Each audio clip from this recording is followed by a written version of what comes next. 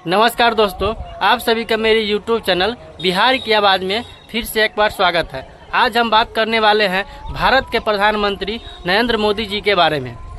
नरेंद्र मोदी जी भारत की सत्ता अपने हाथों में पिछले 11 वर्षों से संभाल के रखे हुए हैं। इन्होंने 2014 में भारत के प्रधानमंत्री पद की शपथ लिए थे। इन 11 सालों में मोदी जी ने भारत के लिए बहुत सारे काम किए, बहुत सारे जनसभाएं की, बहुत सारे योजनाओं का लोकार्पण किए, शिलान्यास किए और बहुत सारे क्षेत्रों के विकास के बारे में काम किए। लेकिन इन 11 सालों में ये अपने किए गए कामों का विश्लेषण कभी पत्रकारों के समक्ष नहीं रखे।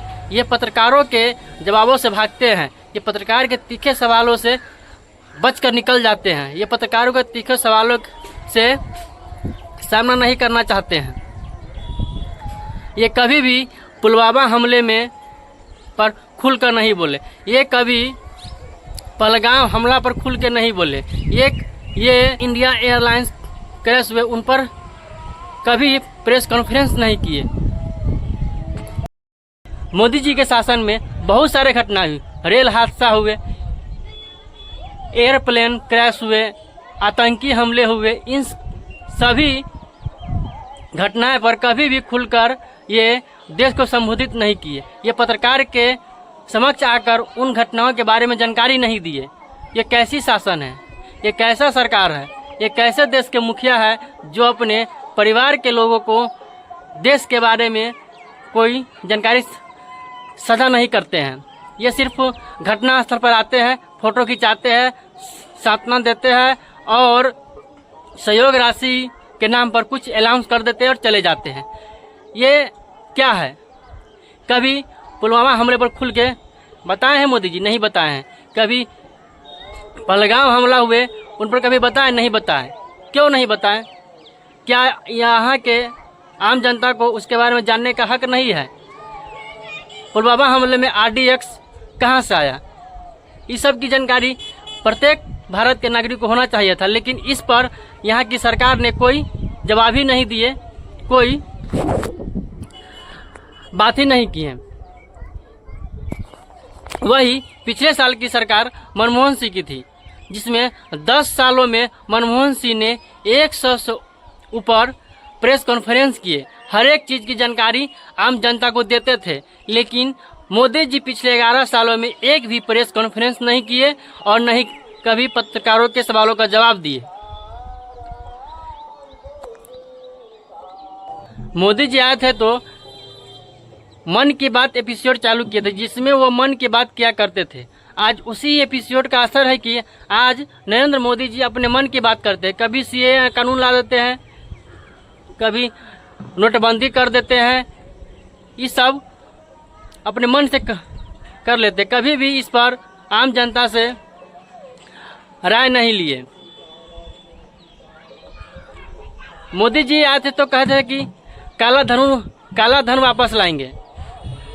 उस काले धन के चक्कर में आज बिहार में 71,000 करोड़ रुपए की घोटाला हो गया। उस पर कभी बिहार सरकार और न ही केंद्र सरकार खुलकर बोल रहे हैं। ये कैसा काला धन अब आया वापस? काला धन वापस आने के चक्कर में 71,000 करोड़ रुपए बिहार के आम जनता का पैसा नेता लोग यहाँ के खा गए। लालू जी एक चारा घोटाला किए थे तो पूरा देश को बीजेपी ने घूम घूम कर बताया। लेकिन उनके ही शासनकाल में बिहार में 71,000 करोड़ रुपए का घोटाला हुआ, उस पर बिहार सरकार, बीजेपी की सरकार कुछ नहीं बोल रही है। ऐसा क्यों? सिर्फ अपने मन की बात करेंगे, प्रेस कॉन्फ्रेंस करने से बचते हैं और कहते हैं हम कि डरते नहीं है किसी से। कभी पत्रकारों के समक्ष आकर उनके तीखे सवालों का सामना कीजिए, तब देखेंगे कि आप डरते नहीं हैं। कहते कि विदेश नीति पर काम करते हैं। कैसा विदेश नीति? कभी नेपाल आंख दिखा देता है, कभी बांग्लादेश आंख दिखा देता है, कभी श्रीलंका आंख दिखा देता है और पाकिस्तान तक को तो बात ही छोड़िए। यही विदेश नीति आपका है? घूमने से, नया नया ड्रेस पहन लेने से देश का विकास नहीं होता है। जब आप मजबूत है ही तो नेपाल हमें क्यों आंख दिखाता है? नेपाल में मेरा करेंसी नहीं ले जाता है, ऐसा क्यों? बांग्लादेश हमें आंख दिखा देता है। क्या यही आपका विदेश नीति है? काला धन वापस लाने के चक्कर में 71,000 करोड़ रुपए गटक गए आपका सरकार, और सिर्फ चर्चा होती है चारा घोटाला के बारे में। जाइए नरेंद्र मोदी जी, ऐसा उम्मीद आपसे नहीं था। अगर आप सच में अंदर से मजबूत है, हर एक काम सही किए हैं, आप में जज्बा है, तो पत्रकार के समक्ष आकर एक बार आप प्रेस कॉन्फ्रेंस कीजिए, पत्रकार के तीखे सवालों का जवाब दीजिए, तब समझेंगे कि आप सही में अंदर से मजबूत हैं। ऊपर से दिखावा कर देने से कुछ नहीं होगा।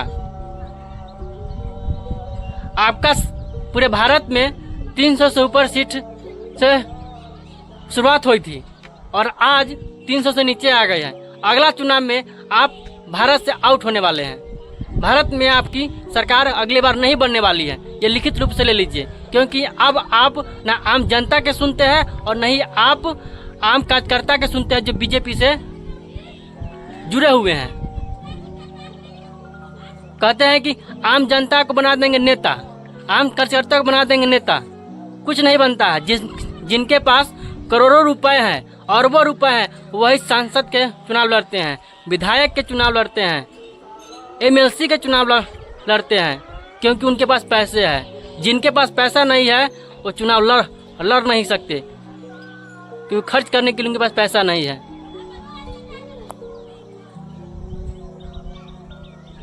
आम जनता के पैसा से हर एक जिला में आप अपना बीजेपी कार्यालय भव्य बना लिए हैं। कहाँ से पैसा आया है? वो कौन से नेता आप लोग काम करते हैं देश में?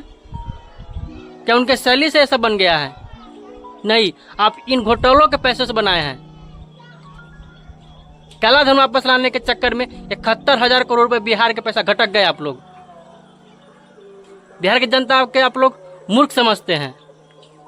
विकास के नाम पर बिहार में क्या किए? आप कुछ नहीं किए। कहते ये बिहार मेरा है, बिहार को बना देंगे मुंबई। शर्म ना आता है मोदी जी? काम कीजिए, काम, जुमलाबाजी मत कीजिए। आज तक के वीडियो में इतना ही, फिर से मिलते हैं एक नए वीडियो में। तब तक के लिए नमस्कार। आप लोगों को ये वीडियो पसंद आया है तो प्लीज़ वीडियो को लाइक कीजिए एवं मेरे चैनल को सब्सक्राइब कीजिए।